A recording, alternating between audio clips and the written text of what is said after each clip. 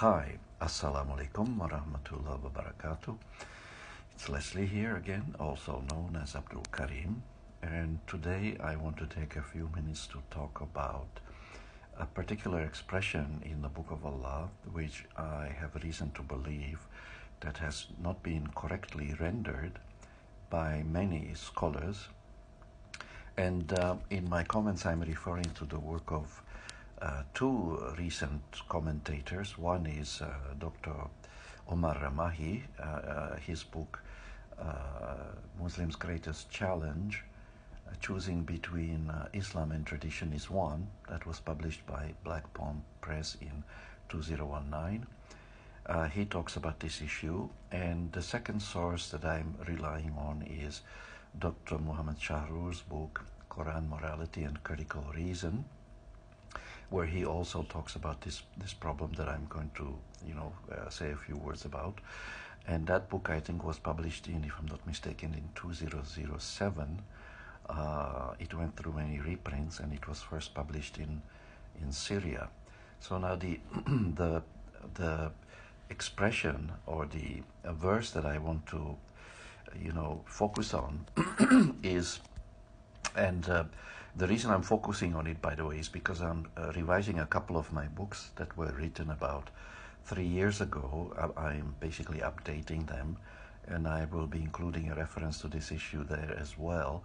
So I thought this would be a suitable time to make a little video on this for TikTok as a way of introducing viewers to this problem, to this issue, so that we can all get hopefully, inshallah, a better knowledge of the Book of Allah and its teachings, because we know that many of the translations, the English translations, are not entirely accurate. Abdullah Yusuf Ali, for example, translated the Quran from Urdu rather than Arabic. According to Sheikh Imran Hussein, a friend of mine, Yusuf Ali actually did not know Arabic. So the so-called acclaimed translation of Abdullah Yusuf Ali is actually a translation of a translation. And like most other English translations, there are many, inconsistencies in it and problems, mistranslations. And I think this is very problematic, especially when it comes to a text like the Quran, which we consider, or the Mus'haf, as Dr. Ramai prefers to call it, especially since we Muslims believe that this is basically the word of Allah. So, and I agree with the view that this is a very precisely formulated book. There's nothing accidental in it. Every word is just in its right place. And so when we read a book like this, we need to read it with utmost care, and especially also when we try to translate it into another language, we also need to take extra care that we do not distort the meaning of the words of the verses there. Because actually a distortion can happen even if you read the text in the original Arabic. Your tafsir, your exegesis can also become distorted if you do not correctly render the meaning of some words. And one word that comes to mind is the word kalb, which according to Dr. Amahi is misrendered as heart in most English translations, while in fact it means, in the original Quranic Arabic, the word kalb actually means the brain or the mind. But that's another issue. We can perhaps come back to this in another video. The phrase that I want to focus on is the well-known expression Amr bil Ma'ruf wa Nahy anil Munkar, commanding what is right and prohibiting what is wrong. Now this expression occurs altogether, I believe, in 8 verses. These are Surah number 3, verse 104, Surah number 3, verse 110, Surah number 3, verse 114, Surah Tawbah, or Surah number 9, verse 67, again Surah Tawbah number 9, verse 71, Surah Al-Hajj number 22, verse 41, and Surah Luqman 31, verse 17, and finally, for the 8th time, it occurs in Surah Al-Araf number 7, verse 157. But most people basically refer to 3, verse 104. It is a very important expression, because this is what distinguishes, according to the Book of Allah, the best community, the Muslims who command, enjoin what is right and forbid what is wrong. That is what makes them, I think, one of the things it makes them the best community, the Ummatan Khairan. However, as both Dr. Ramahi and Shahrur pointed out, this verse has been misrendered because there has been a confusion here between the word nahi, the word nahi, which actually means to discourage or to prohibit. This word has been basically confused with the word tahrim. Tahrim is prohibition, something that is haram. And as Dr. Shahrul points out in his book, the opposite of the word nahi is not halal. The opposite of nahi is actually amr. So we have here an opposition between commanding, amr, and nahi, prohibition. The opposite of haram is halal, you see. So what has happened here is that the word nahi has been confused with or conflated with the word haram, with tahrim, as Dr. Ramahi puts it.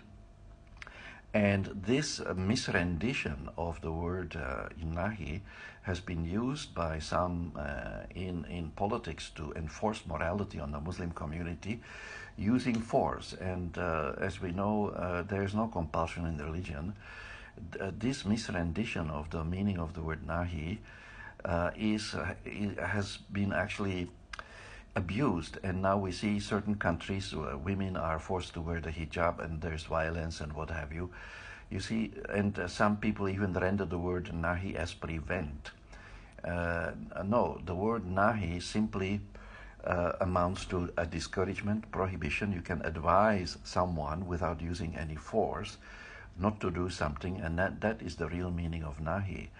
It is not to use your hands to change something, which there's a hadith also to that effect, but perhaps we can discuss that on another occasion. That hadith, by the way, according to which the Prophet allegedly said that if you see something wrong, change it with your hands. If you cannot do that, then speak out against it. And if you cannot even do that, then at least condemn it in your heart. Now, that hadith, according to Dr. Shahrul, by the way, goes against the Quran, because it again, the first command, change it with your hands, actually can be interpreted and is often interpreted as use force. And this is the view of people like Sayyid Qutb, who actually refers to the Muslims as, enforcers of morality. That's the word is used, at least in English, in his, one of his famous works, Milestones. So you see, to interpret the word nahi as prohibit or prevent, actually, to me is not appropriate, because it justifies the use of force, and the use of force already is breaching the hudud, the limits of Allah, and we are actually already overacting or overreacting, however you want to put it. So it is very important to get back to the original, meaning of nahi. And if I can just read a couple of quotations from these two gentlemen whose work I have been referring to. Let's say we start with Dr. Shahrur. He writes, I quote, like this. He writes that it is important to, and here the quotation begins, to correct the Fuqaha's interpretation of the book injunction to prescribe what is right and to proscribe what is wrong, Amr bil Ma'ruf wa Nahyan al Munkar. Close the bracket. In the hands of our honorable juries, this divine injunction has been turned into a slogan for the justification of dictatorial rule and autocratic government. And then he writes further, the use of force and violence by political rulers has become a feature of everyday life. Now, those are strong words.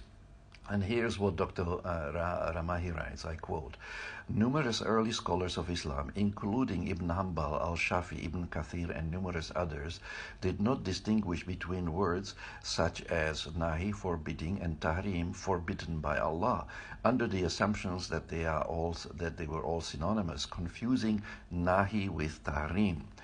Al-Shafi, without providing any rationale, claimed that the Prophet's nahi implies tahrim. End of quote. So these are just a couple of views. I'm going to have to now wrap it up because I'm coming to the end of the 10 minutes, but we'll see you soon in next